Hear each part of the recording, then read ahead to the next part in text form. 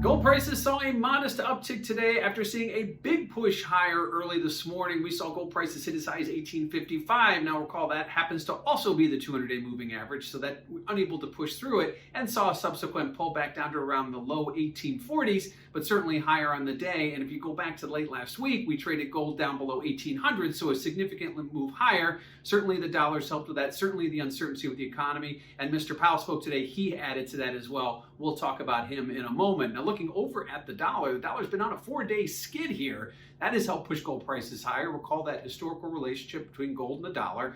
Lower dollar, higher gold, higher dollar, lower gold. It doesn't always work that nicely, but it has been this week. So the dollar, coming off a nice rally, has seen 4 days lower. We've also seen gold with 3 days higher. So yes, it is working in this case. The dollar continues lower. We should see gold prices continue higher, but obviously we were unable to see a push through a significant resistance up at 1855.